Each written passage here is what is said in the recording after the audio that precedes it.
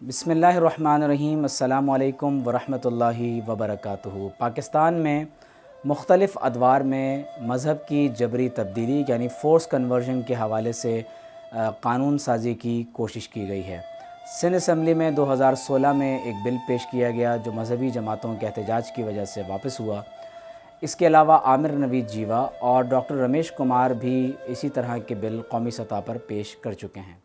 یہ بات یاد رہے کہ پاکستان میں جب فورس کنورژن کے حوالے سے بات کی جاتی ہے تو خصوصی طور پر کچھ ایسے کیسز ڈسکس کیے جاتے ہیں جنہیں مثال کے طور پر بیان کیا جاتا ہے، جن کی بنیاد پر قانون سازی کی ضرورت محسوس کی جاتی ہے۔ ہم نے گزشتہ 2 مہینوں میں پورے پاکستان سے تقریباً 50 سے زائد مختلف مذاہب کے ماننے والے افراد کے انٹرویوز کیے اور ہم نے ان سے فورس کنورژن کے بارے میں سوالات کیے۔ تو ہم اس نتیجے پر پہنچے، جب ہم نے ان سے ویڈیو انٹرویوز کیے تو معلوم یہ ہوا کہ پاکستان میں اقلیتیں محفوظ ہیں، اور جس قدر وہ خود کو پاکستان میں محفوظ سمجھتے ہیں وہ دنیا کے کسی اور خطے میں خود کو اتنا محفوظ شمار نہیں کرتے۔ ہم نے خاص طور پر ڈھیر کی اندرون سندھ جا کر رینا اور روینہ کو ریکارڈ کیا، جو اس وقت آسیہ اور نادیہ کے نام سے جانی جاتی ہیں۔ یہ کہا گیا تھا کہ ان دونوں بہنوں کو ان کے گھر سے اغوا کیا گیا اور اغوا کرنے کے بعد زبردستی ان کی شادی مسلمانوں سے کروا دی گئی، اور یہ لڑکیاں انڈر ایج ہیں، یعنی 18 سال سے کم عمر ہیں۔ جب ہم نے ان دونوں خواتین سے ملاقات کی تو ہمیں معلوم یہ ہوا کہ جب ان دونوں لڑکیوں نے گھر سے نکلنے کا ارادہ کیا تو یہ 18 سال یا 18 سال سے زائد عمر کی لڑکیاں تھیں۔ پاکستان کی اعلیٰ عدالتوں نے ان دونوں لڑکیوں کے بارے میں یہی فیصلہ دیا کہ یہ دونوں لڑکیاں انڈر ایج نہیں ہیں، یعنی میڈیکل رپورٹس یہ بتاتی ہیں کہ یہ لڑکیاں 18 سال سے کم عمر نہیں ہیں، اور ان لڑکیوں کو زبردستی اسلام میں داخل نہیں کیا گیا۔ انہوں نے اپنی مرضی سے اپنے گھر سے نکلنے کا ارادہ کیا، اور 2 مسلمان مردوں سے انہوں نے اپنی مرضی سے نکاح کیا، اور ان دونوں بہنوں کو فورس کنورژن کا کیس نہیں کہا جا سکتا۔ لہٰذا کورٹ کے آرڈر کے مطابق ان دونوں لڑکیوں کو ریلیز کر دیا گیا کہ یہ جہاں چاہیں اپنی مرضی سے جا سکتی ہیں۔ یہ کیس 2019 کا ہے۔ اسی طرح ہم دیکھتے ہیں کہ ڈاکٹر لتا، آشا کماری، رنکل کماری اور اس طرح کے دیگر کیسز کے بارے میں سپریم کورٹ پہلے یہ فیصلہ دے چکی ہے کہ یہ تمام کیسز فورس کنورژن کے نہیں تھے۔ ان لڑکیوں نے اپنی مرضی سے اسلام قبول کیا اور یہ جہاں جانا چاہیں یہ جا سکتی ہیں۔ ان لڑکیوں نے مسلمان ہونے کے بعد جن سے شادی کی تھی اپنی مرضی کے ساتھ انہی کے ساتھ رہنے کو پسند کیا۔ ڈھیرکی میں جب ہم نے رینا اور روینہ، آسیہ اور نادیہ کو انٹرویو کیا تو ہم پر یہ بات واضح ہوئی کہ ان دونوں لڑکیوں کی گود میں ماشاءاللہ اب اولاد ہے۔ یہ دونوں لڑکیاں اب ماں ہیں اور پاکستان میں ایک بہت اچھی زندگی ڈھیرکی کے علاقے میں ہی بسر کر رہی ہیں۔ آئیے ہم آپ کو ان دونوں لڑکیوں سے ملاتے ہیں تاکہ آپ کو بھی یہ بات معلوم ہو سکے کہ پاکستان میں فورس کنورژن کے کیسز نہیں ہیں۔ السلام علیکم۔ پہلے نام میرا روینہ تھا، اب میرا نام آسیہ ہے۔